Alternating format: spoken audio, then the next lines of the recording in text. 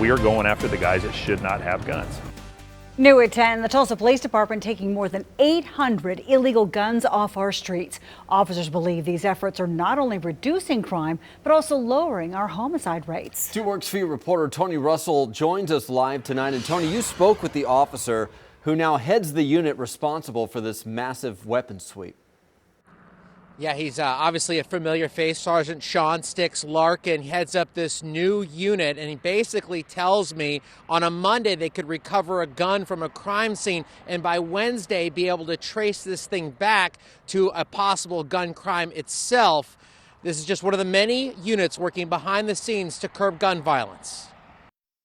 You might know Sergeant Sean Larkin from national television, but when the lights and cameras go off, he's working to get guns off the streets in Tulsa. We've had a running total every single year that's still on this board to this day from 2008 up through 2018. And the way we look at it is each one of those guns that we can take out of the hands of someone that shouldn't have it, that's not used in a robbery that night, it's not used in a shooting that night, it's not used in a homicide. He's part of a new crime gun unit that was created last September. I just want to reiterate, these are taken out of the hands of people that should not possess guns. These aren't the rightful gun owners. I'm not here for a gun debate or anything like that. But we are going after the guys that should not have guns. 2018 was a big year for the Special Investigations Unit. More than 800 guns taken away from criminals. Compare that with 2017, where only 518 guns were recovered.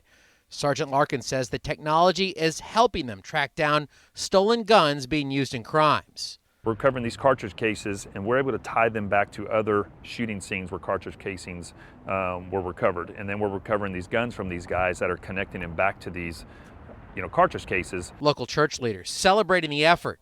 Well, I'm thrilled to hear that guns are being taken off the streets. As a minister here in the community, I have to deal with the aftermath oftentimes when somebody is murdered, and I've had to deal with that. In fact, this week, Reverend Marlon Lavenhar says the gun violence issue is much bigger. This isn't just a police issue. They're at the end of the line. We need to have our politicians taking some courageous stands to start making a difference in terms of who can get their hands on guns and who can't.